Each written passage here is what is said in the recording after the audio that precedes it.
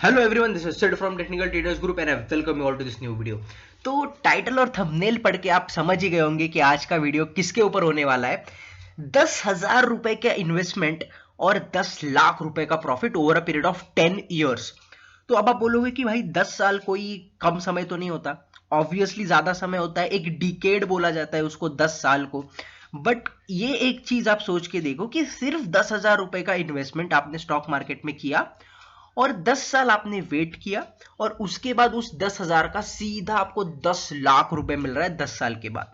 ठीक है, अगर हम परसेंटेज वाइज इस रिटर्न्स को कैलकुलेट करेंगे तो आप स्क्रीन पे भी देख सकते हो 10,433% का रिटर्न आपको इस स्टॉक ने दिया हुआ है। ठीक है, तो ये काफी ज्यादा ओवरवेलमिंग रिटर्न होता है स्टॉक मार्केट मैट्रिक्स में। लोग महीने के या फिर साल के 10 से 15% रिटर्न्स कमाने में भी बहुत जान लगा देते हैं। ठीक है, म्यूचुअल फंड में भी अगर आपने पैसा डाला है या फिर कोई डेट फंड में भी अगर आपने पैसा डाला है, ठीक है, इंडेक्स फंड में भी आपने पैसा डाला है, फिर भी वो कहीं ना कहीं जाके हमारे इंडेक्स को ही इमिटेट करने की कोशिश करता है और 10 से 15% रिटर्न बनाना भी बहुत मुश्किल हो जाता है हमारे लिए। वहीं पर अगर एक सिर्फ और सिर्फ एक सिंगल स्टॉक आपको 10 साल के अंदर 10,000% का रिटर्न दे रहा है तो ये काफी बड़ी बात है। ठीक है, ये this is a very big deal कि आपको इतना ज्यादा रिटर्न किसी स्टॉक ने दिया हुआ है। ठीक है, तो अब आप सोच रहे होगे कि भाई ये कौन सा स्टॉक है, जल्दी बता दे। तो आपकी क्यूरियोसिटी को फाइनली अपन ब्रेक लगाते हैं और आपको मैं बताता हूं कि ये स्टॉक कौन सा है। तो भाई इस स्टॉक का नाम है GRM ओवरसीज। ठीक है, ये एक केमिकल कंपनी है जिसने कि लास्ट 10 साल में आपको इतना ज्यादा रिटर्न कमा के दिया हुआ है। तो देखो, अब आप बोलोगे ये जो मैंने चार्ट खोला है ना, ये 15 मिनट का टाइम फ्रेम है इस स्टॉक का। तो भाई अब आपको आपके मन में सबसे पहला क्वेश्चन तो यही आ रहा होगा जो कि मेरे मन में भी आया था कि भाई 10 साल पहले यानी कि अराउंड 2013 में इस स्टॉक का प्राइस क्या रहा होगा। ठीक है, अब करंट प्राइस इसका 172 रुपीज ही चल रहा है सिर्फ। तो भाई 10 साल पहले इसका प्राइस क्या रहा होगा और इतना ज्यादा इसमें कैसे क्या मोमेंटम आ गया। ठीक है, कि बीच में मोमेंटम आया था फिर अब ये स्टॉक गिर रहा है, मतलब क्या सिचुएशन है, क्या सिनारियो है। तो ये सेम क्वेश्चन मेरे को भी आया था। बट जब मैंने ट्राई किया देखने का चार्ट को पीछे करके, ठीक है, तो अब अपन चले जाते हैं 1 वीक टाइम फ्रेम के ऊपर। तो जब मैंने भी चेक किया, थोड़ा मैं पीछे गया तो इस पे क्या हो रहा है पता है क्या, ट्रेडिंग व्यू पे यहां पर हमें सितंबर 2022 के पहले का डेटा नहीं दिखा रहा है। ठीक है, और मैंने जो दो तीन मेरे ब्रोकर्स है उसके चार्ट्स पे भी मैंने चेक किया, वहां पर भी मुझे सितंबर 2022 के पहले का मुझे डेटा यहां पर शो नहीं हो रहा है। ठीक है, तो वो प्राइस तो हमें वहां पर चार्ट के ऊपर तो नहीं दिख रहा है। तो फिर मैंने क्या किया, मैं चला गया भाई एनएससी के वेबसाइट पे। अब एनएससी की वेबसाइट पे क्या होता है, आप किसी भी स्टॉक का हिस्टोरिकल डेटा देख सकते हो। तो मैंने इसका नाम यहाँ पर सर्च किया, जीआरएम ओवरसीज।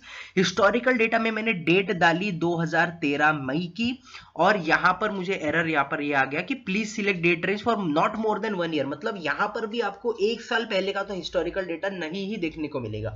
ठीक है, मतलब वैसे भी अगर आप कोई दूसरा स्टॉक देखने के लिए जाओगे तो थोड़ा आपको दिख जाता है चार्ट के ऊपर, ट्रेडिंग व्यू पे ऊपर। पर इस स्टॉक का तो भाई चार्ट पे भी अवेलेबल नहीं है और एनएससी के वेबसाइट पे मैं गया, वहां पर भी मुझे नहीं देखने के लिए मिला। ठीक है, यहां पर भी मुझे सिर्फ 1 साल का डेटा ही देखने के लिए मिल सकता है। तो भाई ये बताना थोड़ा मुश्किल है कि 2013 में इसकी प्राइस क्या रही होगी और अब इसकी प्राइस 172 रुपी चल रही है, ये तो हमें दिख रहा है, बट 1 साल पहले इसकी प्राइस क्या होगी ये बताना थोड़ा मुश्किल है। बट देखो, अगर हम फाइनेंशियल टर्म्स की बात करें, फाइनेंशियल फिगर्स की बात करें कि इसके ग्रोथ के पीछे मतलब कितनी ग्रोथ आई, कैसे ग्रोथ आई, फाइनेंशियल फिगर्स की हम थोड़ी बात कर लेते हैं।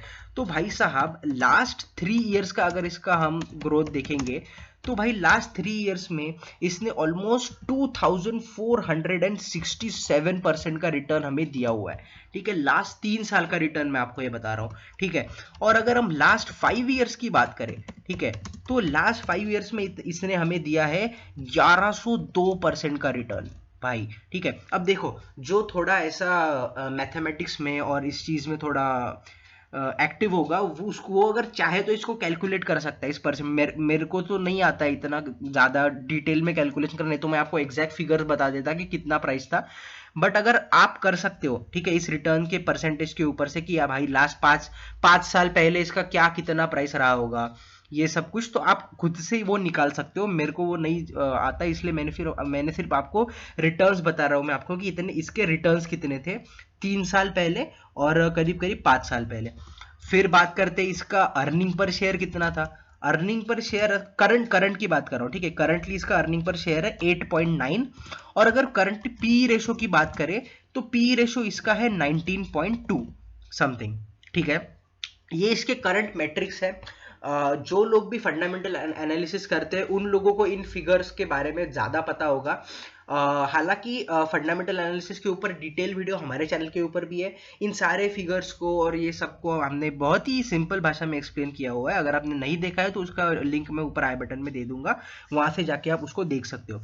तो भाई और थोड़ी बात करते हैं कि करंटली जो है, अगर ये स्टॉक देखो इतना इस स्टॉक ने रिटर्न दिया है, तो भाई बहुत सारे लोग तो इसके पीछे पड़े होंगे कि हमको भी लेना है, हमको भी लेना है। तो हम इसके थोड़े होल्डिंग्स की बात कर रहे हैं, मतलब इसका स्टेक किसके किसके पास है, क्या है, वो बात कर लेते हैं।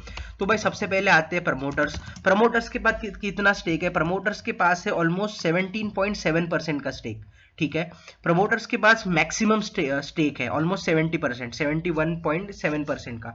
और बाकी का बचा हुआ जो है वो है, कितना हो गया बाकी का बचा हुआ? ऑलमोस्ट 29%, ठीक है। 29% जो है बाकी बचा हुआ है, वो जो है वो इन्वेस्टर्स के पास है बाकी। अब उनमें से भी डिटेल में अगर अपन देखेंगे तो भाई म्यूचुअल फंड के पास इसका कोई भी स्टेक नहीं है। म्यूचुअल फंड के पास शेयर होल्डिंग में ये स्टॉक है ही नहीं, ठीक है। अब एफआईआई की बात करें तो एफआईआई के पास बहुत कम है, ऑलमोस्ट 0.07% है ठीक है, जो कि बहुत कम होता है। 0.07 मतलब कुछ भी नहीं है, ऑलमोस्ट 1% भी नहीं है भाई, वो तो बहुत कम हो गया एफआईआई के पास। अब एफआईआई के बाद में और कौन आते हैं? हमारे रिटेल इन्वेस्टर्स भाई। रेस्ट में रिटेल भी तो आते हैं। रिटेल के पास कितना है? रिटेल के पास है कुछ 10.3% के अराउंड, मतलब है ठीक ठाक है। रिटेल के पास भी ठीक ठाक है इस कंपनी का। और उसके बाद और हम थोड़ी और डिटेल फिगर्स के बारे में बात करते हैं ताकि आपको अच्छे से समझ में आए कि इतना ज्यादा इसका हाइप क्यों, मतलब अगर बना भी होगा हाइप तो पहले के ईयर्स में बना होगा, जबकि आपके और मेरे जैसे लोगों को पता ही नहीं था स्टॉक मार्केट क्या है, ठीक है। क्योंकि मेरे को तो इतना ज्यादा 10 साल का तो एक्सपीरियंस नहीं है, ठीक है। हमको भी कुछ 4 साल का, 4 साढ़े 4 साल का ही एक्सपीरियंस है, ठीक है। तो हमें तो उस टाइम पे पता भी नहीं था स्टॉक मार्केट क्या है। उस टाइम पे शायद इसकी हाइप बनी भी होगी, तो उसके लिए आपको पीछे के पुराने कोई आर्टिकल्स वार्टिकल सर्च करने पड़ेंगे, तब आपको पता चलेगा। तो देखो अब अपन क्या बात करते हैं, इसके सेल्स ग्रोथ की बात करते हैं। सेल्स ग्रोथ इसका कितना हुआ? तो देखो फाइनेंशियल ईयर 2013 की अगर बात करेंगे, ठीक है, फाइनेंशियल ईयर 2013 की बात करेंगे तो उस टाइम पे भाई इसका जो सेल्स ग्रोथ था ना वो अराउंड 270 करोड़ का था, ठीक है, 270 करोड़ था। अब फाइनेंशियल ईयर 2023 मतलब अभी की अगर बात करें तो वही बढ़कर आपका हो गया है 1379 करोड़, जो कि फेयर इनफ, बहुत ही अच्छा, pretty good, this is pretty good. 2070 crore से अभी जाके इसका जो सेल्स ग्रोथ है वो इतना हो चुका है, ठीक है। तो ये तो हो गया भाई सेल्स। अब देखो ये सेल्स तो वो हो गया कि जो जिसके ऊपर आपने कुछ दिया नहीं है, मतलब है ना, जो टैक्स वैक्स होता है या फिर सैलरीज वैलरीज कट्टी है वो आपने दिया नहीं है, तो फिर उसको क्या बोलते हैं? जो कि सब कुछ खर्चा देने के बाद जो हमारे जेब में रहता है, हम जो घर घर पे लेके जाते हैं, उसको बोलते हैं प्रॉफिट आफ्टर टैक्स, ठीक है, पीएटी। देखो ये सारे जो टर्मिनोलॉजीज है ना, ये फंडामेंटल एनालिसिस में काफी ज्यादा काम में आती है। तो डेफिनेटली आपको अगर सीखना है, ठीक है, ये सारी चीजें, तो इसके ऊपर एक वीडियो मैंने ऑलरेडी बनाया हुआ है। अगर आपको और लेटेस्ट इस चीज के ऊपर वीडियो चाहिए तो कमेंट सेक्शन में बताना, हम जरूर बनाऊंगा मैं उसके ऊपर।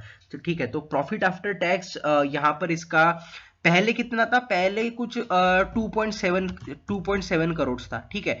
और 2.7 करोड़ से बढ़ के आज के टाइम में भाई साहब इसका हो चुका है 63 सीआर, ठीक है, प्रॉफिट आफ्टर टैक्स बढ़ के 2.7 करोड़ से सीधा 63 करोड़, मतलब कितनी ज्यादा ग्रोथ है यहाँ पर, देख सकते हो आप। कितने टाइम्स हो गया भाई ये? करो कैलकुलेट करके देखो कितना टाइम्स हो गया, ठीक है। मोर देन 10 टाइम्स हो गया भाई ये। मोर देन 10 के मोर देन, हाँ, more than 10 times, almost 30 times, almost 30 times, ठीक है। 30 टाइम्स इसका प्रॉफिट आफ्टर टैक्स बढ़ा हुआ है 10 सालों के अंदर अंदर, ठीक है। तो ये सारे इसके जो है फाइनेंशियल मैट्रिक्स है जो कि मेरे को आपके साथ शेयर करने थे, क्योंकि एग्जैक्ट प्राइस मुझे इसका पता नहीं है तो मैं आपको बता नहीं पाया, इसलिए मैंने ये सारे फिगर्स आपके लिए यहाँ पर निकाल के रखे हुए हैं, ठीक है। तो भाई अब आप बोल रहे होंगे कि देखो एक और क्वेश्चन आपको आ रहा होगा कि देखो ये चार्ट जो आपको दिख रहा है ना, भाई इतना ज्यादा डाउन ट्रेंडिंग स्टॉक है, बहुत ज्यादा बेरिश कैंडल्स इसमें देखने के लिए मिले, तो आप बोलोगे भाई इतनी इसकी हाइप थी, अभी इसको क्या हो गया, अभी इतना ये डाउन ट्रेंड में क्यों चल रहा है? तो भाई सिंपल सी बात है, सॉरी, चार्ट देख के तो हमें समझ में आ रहा है कि ये डाउन ट्रेंडिंग है। तो देखो मेरे एनालिसिस के हिसाब से ये कहीं ना कहीं एक बेस बनाने की कोशिश कर रहा है, और अगर देखो मेरे एनालिसिस के हिसाब से ये कोई सही टाइम है नहीं इसके ऊपर जंप करने का और इसको बाय करने का। बाकी आपकी चॉइस है, आप जो चाहो उस स्टॉक में इन्वेस्ट कर सकते हो।